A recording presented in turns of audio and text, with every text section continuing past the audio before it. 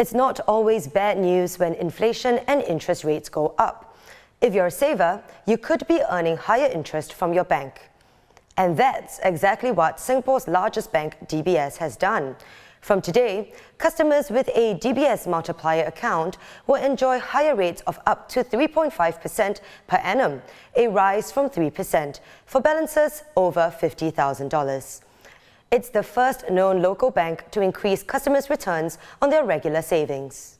This comes as a new DBS study finds that income is not keeping up with inflation for some 40% of its 1.2 million retail customers.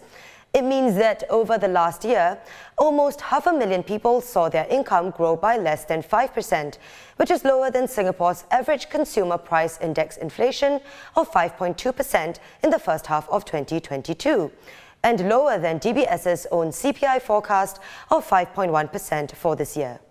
Joining us now is Irvin Seah, who co-authored the report. He is a senior economist at DBS. Thanks so much for taking the time, Irvin. So tell me, if income is not keeping up with inflation and customers are now spending 64% of their income versus 59% just a year ago, what can they do to better manage their finances? Well, inflation is affecting everyone. I think this is, in fact, the time where people really need to exercise sustainable financial planning. Now, and what can they do? I think there are several things that they can do. For example, they need to review their budget regularly, because one of the key findings from our report is that some of the key items that people are spending on, and in fact, the expenditure on those items has went up a lot, are actually discretionary by nature. So I'm referring to shopping, entertainment, and travel. These are all discretionary items in nature. So we need to basically moderate and keep such discretionary spending in check. So henceforth, we need to review our budget regularly. And also, I think what people can also do is that they may want to, set aside some emergency cash reserve in times of raining days. I mean, we went through COVID. COVID was a regressive event, affected many people. So for those who will actually have ample, reserve in the savings, basically put them in a better position to weather through the difficult times. And finally, I think an important thing that people can do to help them win the race against inflation is to invest wisely. I think if they're able to invest and generate some form of returns that will help them beat the effects of inflation, then obviously they will not only be able to preserve their original principle, their savings, they will also be able to generate some returns that can help them, in the long term, for example, for those who are actually, preparing for their retirement. So let's turn our focus a bit more onto specific groups. Your study found that those with the lowest income and boomers are more vulnerable to high inflation. Why is that? Yes, indeed. We often like to say that, life can be like a rat race. And in fact, inflation has intensified that pressure. The question is, are we winning or losing against the race with inflation? Now, some of us probably, are, coping it better, but there is a segment of the society that are really struggling and being hit hard by high inflation, and that's the low-income group and also the baby boomers. So what we have seen is that their income growth is way lower than inflation rate. Say, for example, those earning below 2005, their income growth was as low as 2.5%. This is just half of a threshold of 5% inflation rate that we have set. Do know that in the first half of this year, inflation rate has averaged 5.2%. So when your income growth is lagging behind inflation, so what's happening is that you are actually seeing, a decline in your real income.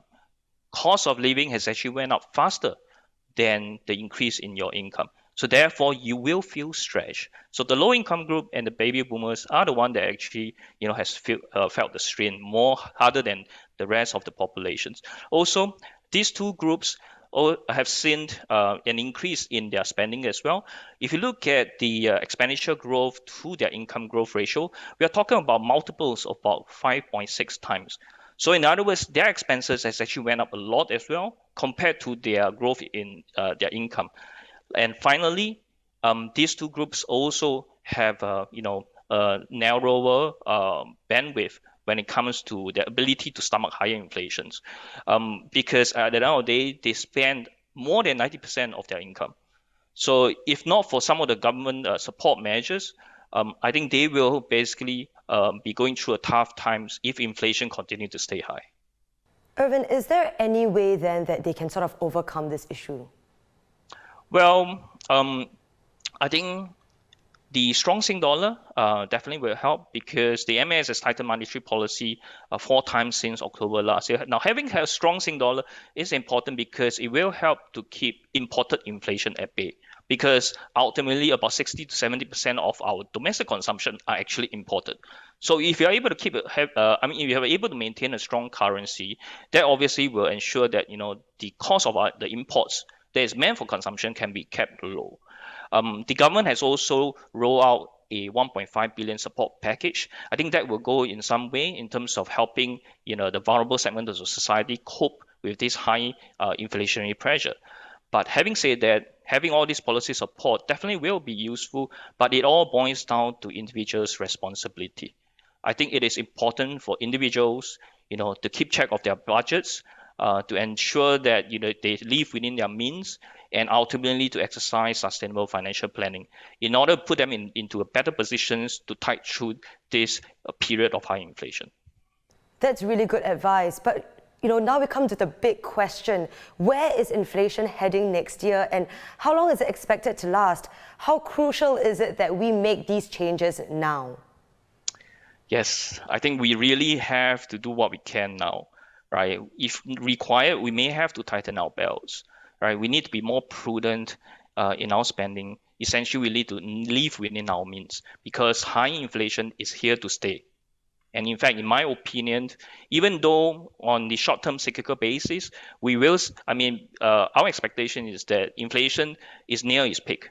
All right, it will peak sometime around the third quarter of this year, which is more or less now, but it will moderate towards the end of the year and going to 2023. But having said that despite that moderations, headline inflation will still average about 4% in 2023 next year.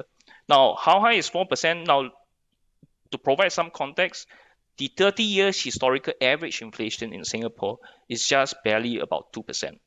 So even if there is some moderations to 4% next year, it is still twice the historical average.